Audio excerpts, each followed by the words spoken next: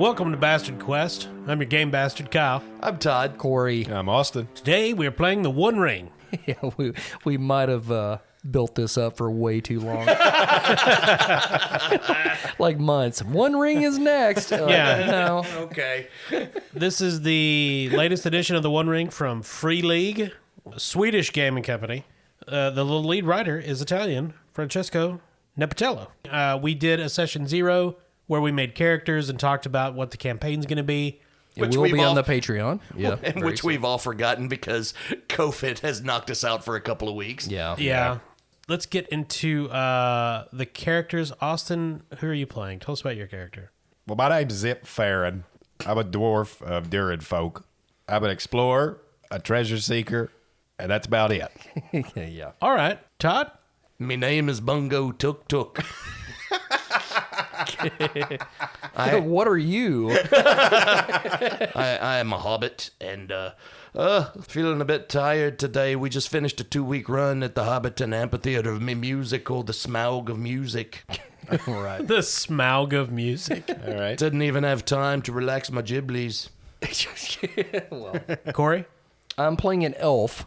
Once again, I'm the ninja, apparently. Yeah.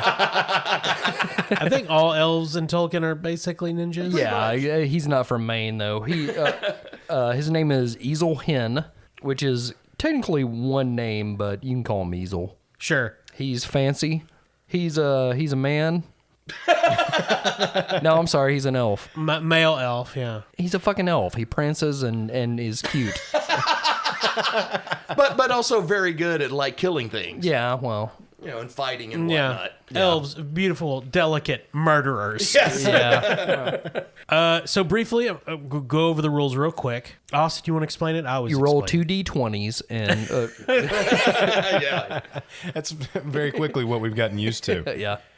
No, so this one is actually based around some of the lesser used die in most of the games we play. D6s and D12s. There's a d7 involved. It's weird. That one was hard to find. Yeah. Pretty much all of our skills, talents, and proficiencies are based around just 3 main attributes: strength, heart, and wits. Strength kind of delving down into endurance, which is basically our HP. Heart delving down into hope, which is an attribute that we need to resist the dark forces of evil. And wits, which affect not only our perception abilities, but our ability to parry any attacks against us. Seems simple enough. It ain't. Yeah. So the way this works, whether you're talking about proficiencies with weapons or the actual skills, whatever your rank is, that's how many D6 you roll, along with a D12. The D12, Kyle, has a few special modifiers equal to the numbers on there, which kind of tell us whether we're successful or not. That's right. So obviously a D12 has 12 sides.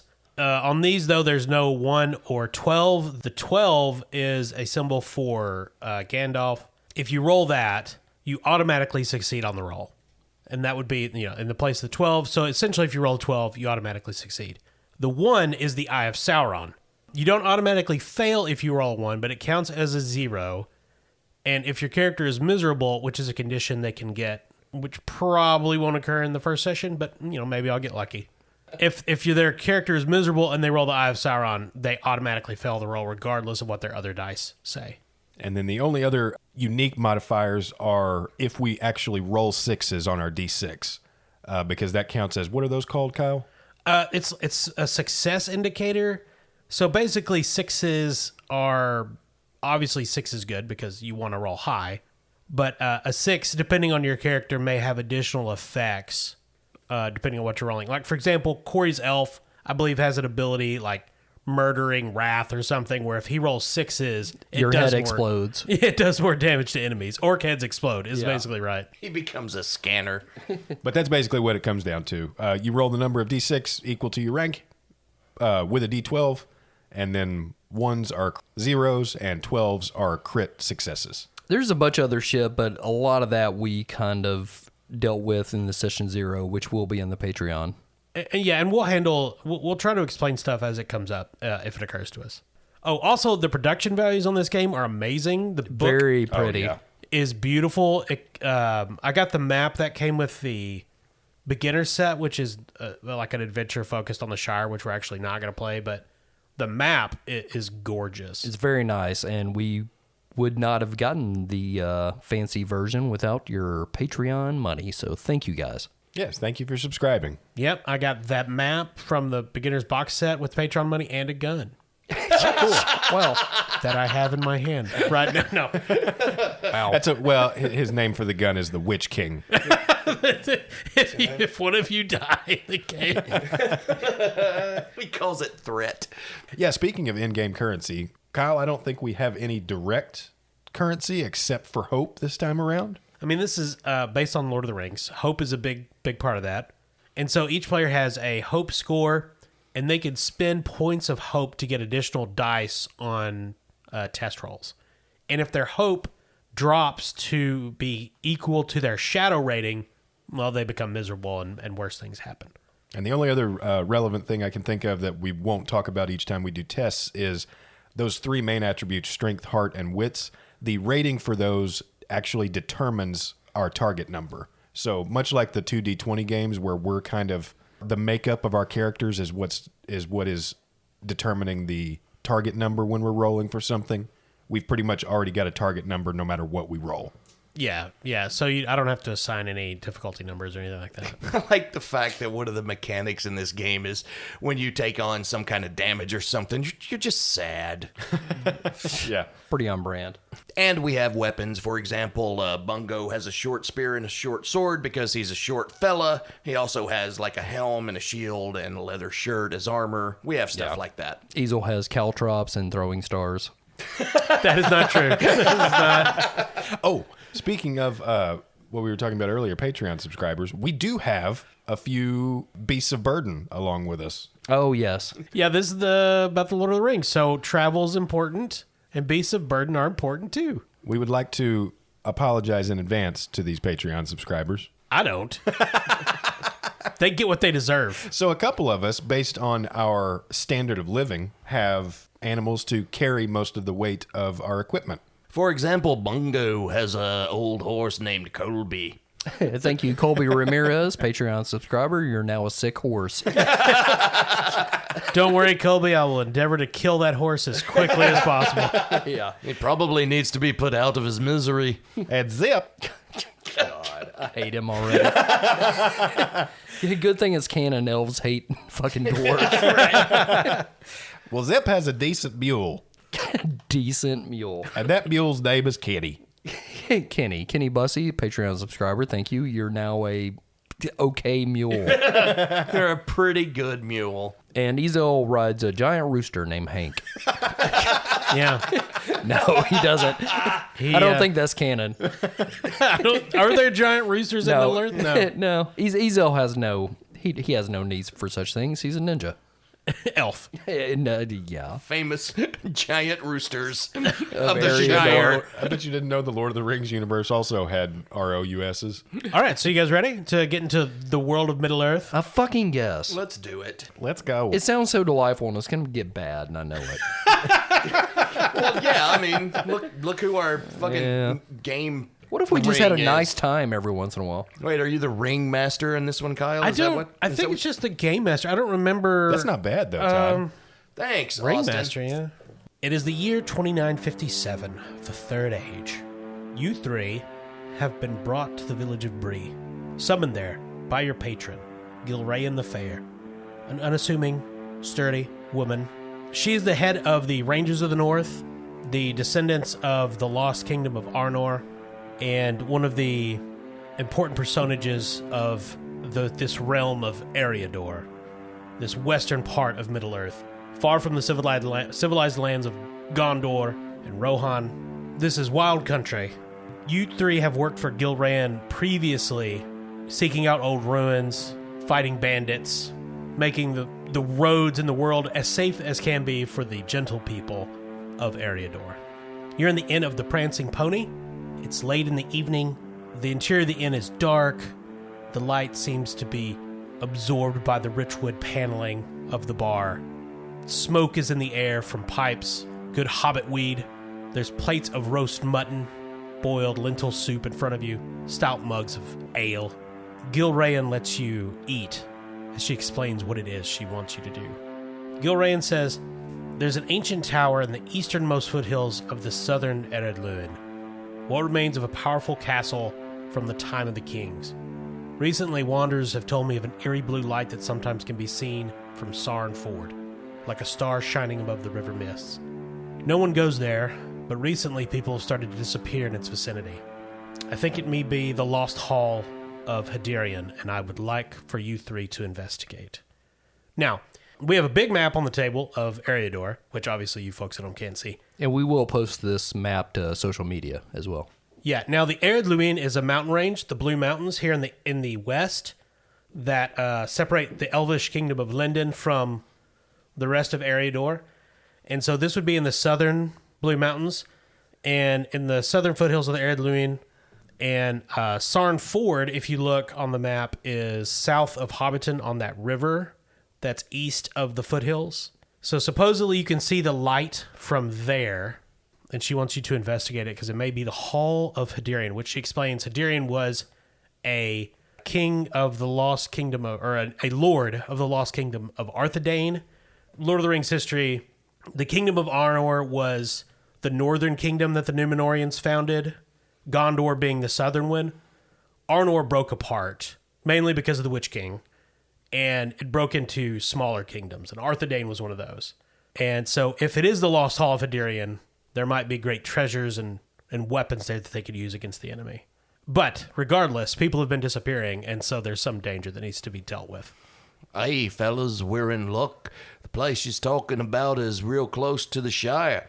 Matter of fact, it's a place where we take our ladies when we want to have a smooch.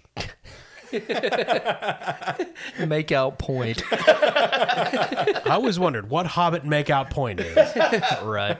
So let me get this straight. Dear Lord. This is going to be a long journey. Yes. We're going to some torn down old castle south of the Shire, and we're looking for some treasures that may be from a long ago kingdom, and trying not to get killed by whatever's making these other people vanish. Gilrayan has piercing blue eyes, and she just watches the dwarf slowly as he recounts everything she said, essentially, but far worse than she said it. And she just nods, as if at a simpleton. Gilrayan, my lady, of course we will embark on this quest for you, despite what little Stub here has to say. Thank you, Easel. You know, out of character, I love Austin's character voice. It's great. It's the best Austin character voice so far. Well, They keep getting better, finally. I don't know about that. This one's a high water mark, though. This one's a good one. Yeah. Okay, so do you guys have any more questions for your patron? Do you know any of the people that have gone missing? I don't. I haven't confirmed any actual disappearances, just rumors. And you know how rumors are. I, for one, am looking forward to this quest. It'll be nice to go back down to the smooch point. Used to take me girl there. Guess what her name is? What? Bingo. well, that's a beautiful name, I guess, my little weed friend. I just now realized, Diesel, it must look like you're just going everywhere with a couple kids. Are you speaking to me right now, you little hairy stub? It is canon that elves and dwarves do not get along. Oh, absolutely. Yeah. I'm working on him. You remind me of if Rob Zombie was smushed. So shut up. So, All right, fellas, let's not get all flippity-floopy before we go on the quest. We're not all on the marijuana. Let's just all chill out, you know, and be coolity-doolity. I mean, from the amount of secondhand smoke in the common room here, you are all on the marijuana. Yeah, but my elf brain processes it better. Oh, yeah, I yeah. only sound like this because I've constantly got my nose plugged. So the night continues uneventfully. You finish your meals. Gilrayan tells you some rumors she's heard from elsewhere in Eriador, names and personages of which you know little. You have rooms in the Prancing Pony, and with the rising dawn, it is time to set out on your journey. All right, who's up for a little questy west? Well, what do you say, my old friend Colby? You up for another quest? All right, then. That's the only horse sound I can make. That's all Kobe can do at this point. That's all the old boy has. Yeah, that's all he's got left. Finally, something that smells worse than the dwarf. A dying pony. Haha. The One Ring is essentially divided into 3 sections of play. There's the adventuring phase, which we're all familiar with. That's where you're fighting stuff and exploring things. And there's the fellowship phase, which is kind of a downtime. It's after an adventure. You're talking to friends or family, but the lead up to the adventuring phase is the journey phase, which is the walk from here to there. And Walking, very important in Lord of the Rings. A little bit. so on this journey, there are 4 roles that must be filled. A character can have more than one role on the march. The first is the guide. That is the person in charge of all decisions concerning the route, rest, and supplies. Only one person can be a guide. It also requires a skill check of travel. Correct. And so I will volunteer to be the guide. I have a travel of 3, and I'm also specialized in it. What is special? Is that That gives me advantage. So when I'm rolling my D6s for it, I can roll 2 D12s instead of 1. gotcha? Yeah. In this game, it's called favored. But Oh, okay. yes. Oh, special. So if Zip is the guide, there's 3 other roles that must be filled: the hunter, the lookout, and the scout. The hunter looks for food. The lookout is in charge of keeping watch, and the scout is in charge of setting up camp and opening new trails if any are found. There's only one guide, but Zip could have one of those other roles, or those could both be filled by Bungo and Easel. Easel will be the lookout. I've got a decent awareness, which is what you need in this situation. I think Bungo should probably be hunter. Okay. You're not going to go hungry if you're on a journey with a hobbit. Well, That's fair. gonna hunt some bacon. Oh, there it is in me pocket. What a master. He's just carrying like a 60-pound bag of food, just dragging it behind him. I brought along some jerky. Yeah, I did give you guys a card. These came in the beginner set. You can look on there and see little bits about the journey. And on the back is stuff about combat, which we probably won't use this session, but I'm ready to attack my companions. Zip has an explorer of 2, so you want to be the scout and the guide? unless anybody has anything higher. No, I don't. No. Okay. As the only normal-sized one here, I will look out. Sorry to any short listeners. I mean, since we have a dwarf, a hobbit, and an elf, it probably does look like someone's dad taking their kids on a walk. Yeah. All right, so Austin, you're the guide. You're starting off at Bree. You need to get to the foothills of the Erluin. You know that once you get to the Sarn Ford, you're supposed to be able to see a light that will guide you to where you're going. What is the route you're taking to Sarn Ford? I think we should head south along the road known as the Greenway, and then turn west and head directly for Sarn Ford. We could have the option to, at some point, divert off the road and head south along the river to get there. It would probably be shorter. Now, Shorter, I get it. when you go down the Greenway, are you going to where the Greenway forks into the road coming out of the Shire, or are you going to cut cross country to get to Sarn Ford? I'm not trying to, be the guide myself or anything, but since I'm from the Shire, I should say that we should probably take the Greenway to the Barren Downs and then head directly south of the Barren Downs to Sarn Ford. So once we hit the Barren Downs, we'll cut across the countryside. Exactly. Sounds good to me. Maybe we'll find some ladies to do some smooching. I've never done smooching. Oh, God. We know. Virgin dwarf. Let me ask you this, dwarf. Are you circumcised? By that, I mean, are your gems uncut? As a hobbit, I've never let a knife or anything sharp near my ghibli-gees. Yes, I absolutely am. Elves are born with extra foreskins. 4 foreskins. Ta-ha. All right, so Austin, we have the basic route to at least Sarn Ford. We have our heading. So we're essentially, Bree is east of the Shire. Yes.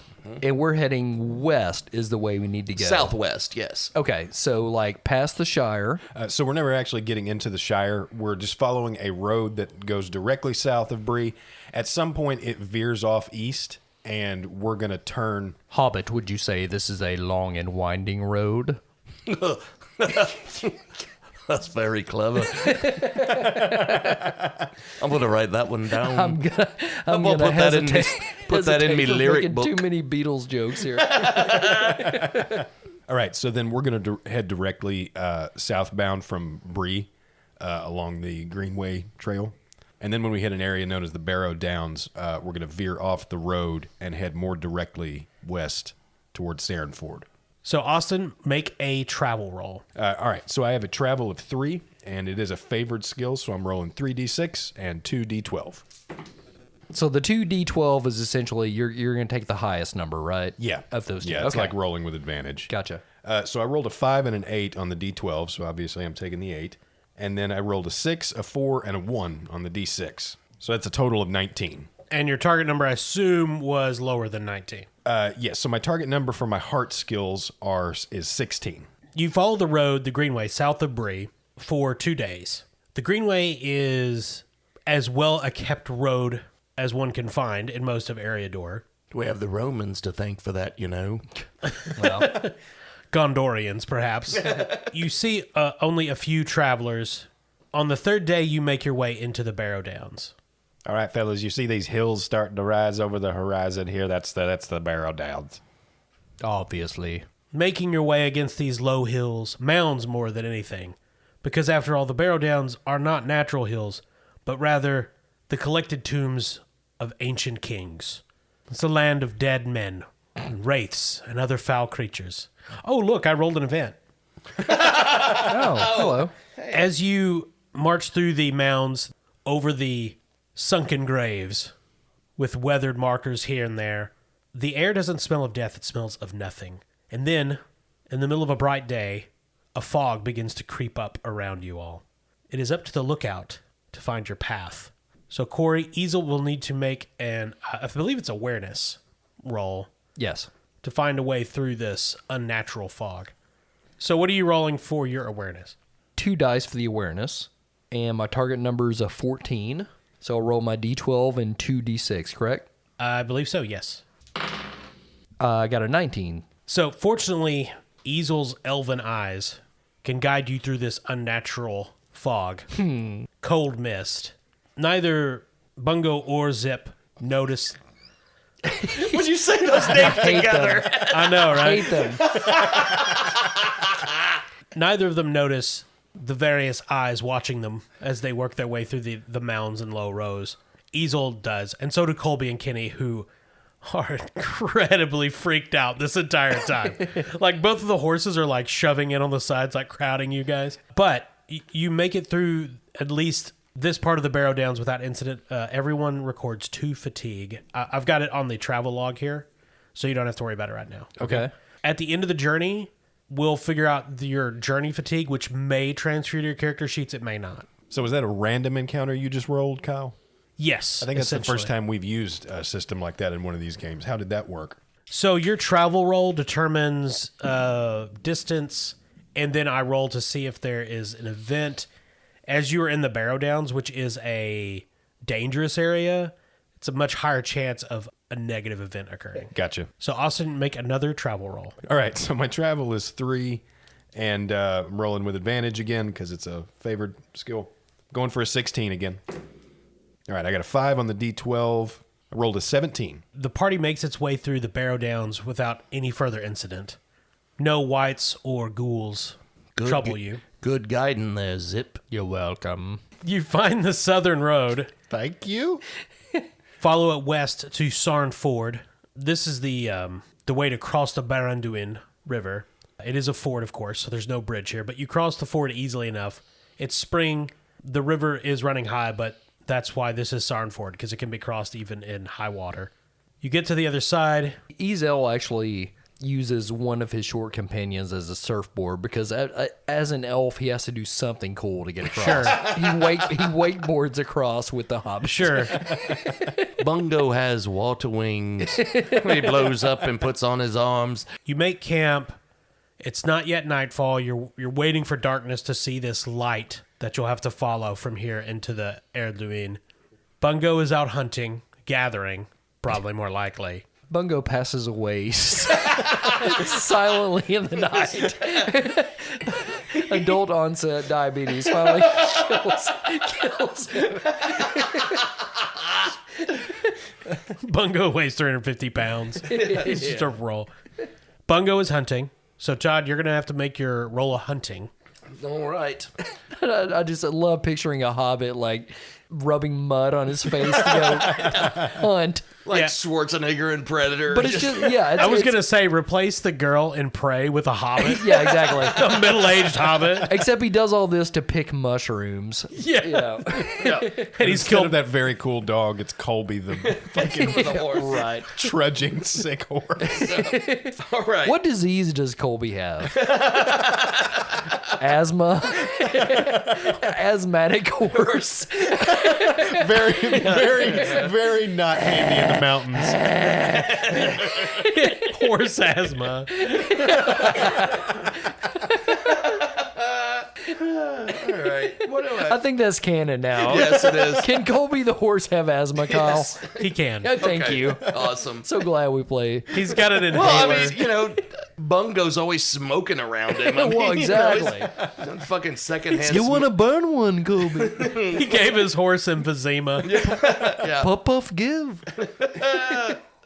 All Damn right. it, I want to do the fucking Bungo voice. Right? So much more fun. It is. All right, so my hunting, I get 1d6 and a d12. Now, And my target number is 17. technically, you're still on a road, so you get an extra d6 because this is more Friendly terrain. friendly terrain. Yeah, there's squirrels everywhere. It's a Everywhere. road. There's a dead deer somebody hit. Cat. Right? Bungo comes back. A good cats, fellas. Yay. They're both of them alive, just scratching the shit out of him. He just took Colby in the woods and shot him. Oh, God.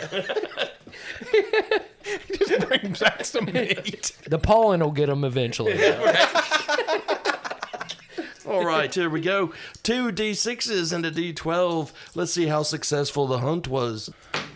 That's a 16. It'd be target number 17. Ooh, too bad. You die. No.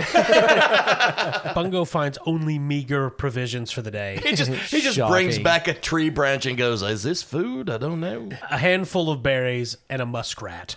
That is what you guys eat. I can survive on that for 7 months. Elf ninja. So I'm adding 2 I fatigue. disappear into the shadows. Everyone's fatigue increases by another 2. Oh, piss. And Bungo's increases by an additional 1 also. So from Sarn Ford, you can see the distant mountains of the southern Erdluin rising like a high wall. With the twilight comes, sure enough, a light in the distant mountains. You set off in that direction, following it for as long as you're able in the dark, and you continue that, sleeping during the day, following the light in the night. So, Austin, make another travel roll. Okay. All right, I rolled a 9 and a 6 on the d12, so 9, and then a 4, 2, and 3. So 18. Target number was 16. So there is no road through the foothills and sparse trees at the base of the mountains. It is up to the scout to find the best path. So that is Zip. Austin? Yep. Yep, this is Explorer. I've got 2 die for that, and this one is not a favored skill, so I'm just rolling 1d12. And my target number under wits is 16. Ooh, that doesn't look good at all. There we go. I rolled a total of 8. Well, fellas, I can't find a way through these trees. Shocking. You look like a little fleshy cashew. Yeah, I'm more familiar with mountains, if I'm honest. We need to consult the masters of the forest. Tuk, I'm not going to tell you again. We're not going to see this Bobadil, dude. Yes, we are not going to buy your homemade butter. He is the coolest dude. So one day, while traversing a ravine, there's a broken stone column, clearly of dwarven manufacture. Ooh. Written on it are dwarven runes, which only Zip, of course, can read. But reading them fills him with a great foreboding. Everyone's fatigue increases by 2. Zip gains a point of shadow. It says, not so many words, you approach dread Naragnala. It is cursed. Turn away. Well, fellers, this thing don't sound good. This says we're headed toward a dread la, and it's I don't know what it is, but it's cursed. And this piece of rock here is telling us to go back. Ezel's already disappeared into the shadows. What happened to Mr. Ezel? I can't tell if he moved forward without us or if he quickly retreated back to his home. You feel an arrow enter your neck. So Austin, Zip would know Naragnala is obviously a name of something. Oh, okay. This Naragnala is something we dwarves of Durin folk have heard of, but we don't know much about it. It's something scary. Perhaps use one of these filthy animals as a distraction and see if anything does something to them that makes their lives end. Well, that's Kenny's specialty. Kenny Forth. Excuse me, Mr. Ezel, but I'll not be sending Colby out as a sacrifice. He's my buddy. Well, he's asthmatic. That's rude. Well, I'm just saying Kenny's used to it. He eats all my food before I do and everything. Kenny explodes. No, it's just there's not like a minefield. It just is telling you. It's not like a force field of a curse. No. All right. So we passed by this warning, I'm assuming. Yes. Make another travel check, which will probably be the last one for the journey, Okay. unless you fail it. All right. I'm back to 3d6 and 2d12. Got a target number of 16. Rolled a 12 on the d12. That's an automatic success. Yep. Total of 10 on the d6, so 22 overall. So when you get into the foothills proper, into the mountains, you follow the remnants of old roads. A few times you're able to duck down an old tunnel, obviously made by dwarves. Ugh. But the runes are too faded for you to make out anything. You do occasionally see the reference Naragnala, but whether you're in Naragnala or it's just telling you it's upcoming, you're not sure.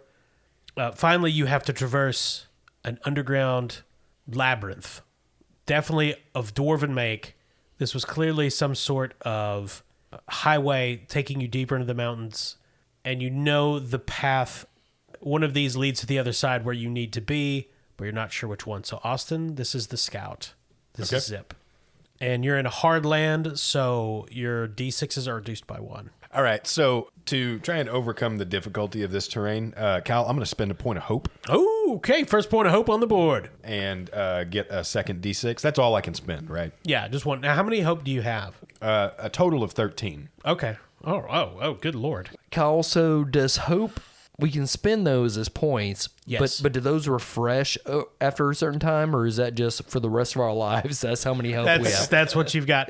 Yeah, there is. You can take rests, and I'm sure they definitely come back at the end of an adventure. Okay. But All right, so then that means I'm rolling 2d6 and 1d12, looking for a 16 or higher.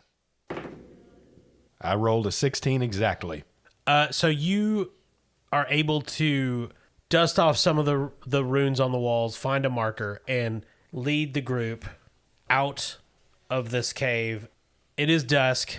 You come out on a promontory overlooking a ravine, and on the other side you see a broken down keep, what was once obviously a great tower of men, overgrown by trees Asthma. and asthmatic horses.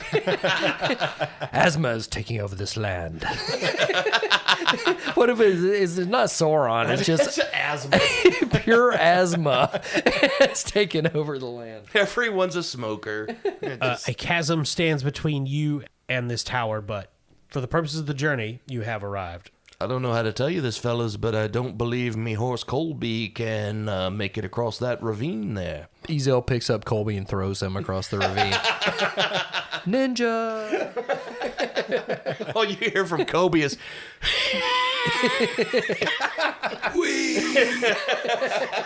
So this is the end of the journey. Now we figure out your travel fatigue. Like I've kept up with what your travel fatigue is. We figure out how much of that will transfer over to your sheets. So at the end of the journey, players with a mount reduce their total fatigue by the mount's vigor. Todd, what is Colby's vigor? Obviously, it's a 1. And Kenny, the decent mule, has a vigor of 2. Then all players can further reduce their accumulated fatigue with a roll of travel. A success, meaning you roll a 6 with a little marker on it, reduces the total fatigue of a player hero by 1. A success reduces the total fatigue of a player hero by 1, plus 1 point for each success icon rolled. So if you make the roll, it's down by 1. For each 6, it's down by another 1. Okay, cool. So then I'm just rolling travel again. So that's another 3d6 and 2d12. Looking for 16, 21. And I did roll 1 6, so my total fatigue goes down by 2. Bungo does not have travel. So if you don't have travel, you'll just be rolling a d12. Now, you do have hope. Can I spend some hope? I would recommend it. See, Bungo has no travel in the physical sense. In the metaphysical sense, he can travel anywhere he wants. Well, right now he's going to try to, With a soundtrack from Ravi Shankar. Rolling 1d12 and 1d6. Ooh, what's that jibbly-jubbly looking symbol? Is that Gandalf or Sauron? Yeah, that's the Gandalf rune. Yay! So you automatically succeed. All right, my target on my heart is 18. I have no travel, so I should probably spend hope. You can only spend one at a time, correct? I believe so, yes. Piss ass. All right, so I'm going to spend a hope. 8. Nope. Ninja. I now have asthma. Okay, so Todd, you have 7 fatigue from travel, so add that to your fatigue. Zip has 4. Okay. Easel has 8. So any fatigue you have adds to your load. If that is equal to or greater than your current endurance, you become weary. The journey has wearied you. Guess what? You're weary. Bungo is weary. Well, For the listeners, the load being the weight you carry. For example, Zip's weight load is 15. I have a fatigue of 4, so that makes the total weight that I'm carrying a 19. Boy, you're going to carry that weight. oh.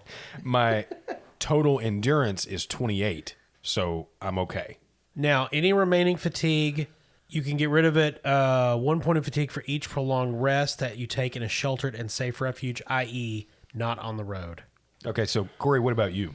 My fatigue was an 8. My load is 16, which brings that to a 24. My endurance is a 26, so... Okay, so you're still good so Just far. doing terrific. It looks like me and Colby are the only weary travelers on this journey. I should write a song about it. Colby has I'm died. so tired.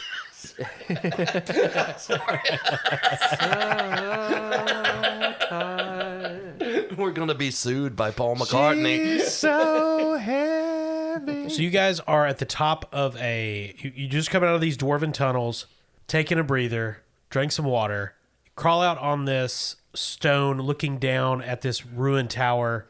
So on the other side of the ravine, at the entrance of a cave that leads into probably what would be the lower levels of this tower, you can see a camp. There are fires and tents and men moving around. Attack! JK. Yeah. Hazel, could you see down there any better than us? Yes. Could you see who those men might be, or just what they're doing? Yes. What action are you using? What? Can I use stealth to sneak down and get a closer look at the situation? Would that apply? Absolutely, you can do that. I do that. All right, roll your stealth. I got a 3 in stealth. My wits is target number of 14. Oh, got a 13. Piss. I fucking hate ninjas. Now, your stealth isn't favored, is it? No. Bungo's is. Oh, really? I have a favorite. I forgot to mention I'm carrying Bungo on my shoulders as I sneak down. Bungo has a stealth of 3 and it's favored. Okay. The reason I fucked up is because we have a trench coat on to make me look like a giant. Todd, you can also sneak down as well. I assume Zip's stealth is not that great. It is a 0. Old Clompy All right, so does the... I'm wearing a coat of mail, you guys. and Jingle Jang. He's very jingly jangly. When he bumps into the rocks, he makes a sound. Here, Todd, roll your stealth. Makes a sound. We'll get back to Corey's failure in a minute. Does the weariness affect my roll? Yes, it does. Good question. I should have kept my mouth shut. So when you're weary, all your D6 dice, you just ignore 1s, 2s, and 3s. Okay, so only 4, 5s, and 6s matter. Correct. Okay, so I have a 3 in stealth, and it's favored, so I'm rolling 3 d6s and 2 d12s. And what's your target number? My target number is 16.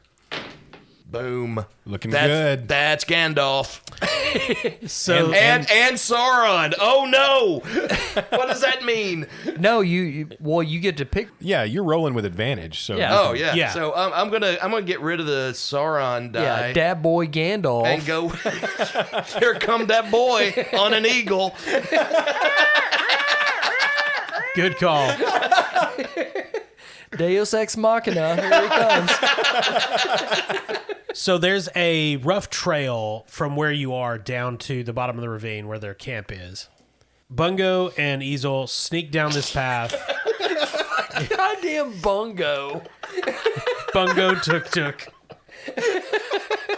It is a legit that there could be a hobbit named Bungo. No, absolutely. Not in my house, but Racist. So the two of you sneak down, sometimes having to climb stealthily down parts of this steep cliff. You make Bungo's it- much better at this, I might add. sometimes he's on my shoulders, sometimes I'm on his. yeah. Sometimes you're packing me like a cooler. You make it to the level where their camp is on the other side of the ravine. You don't climb all the way to the bottom.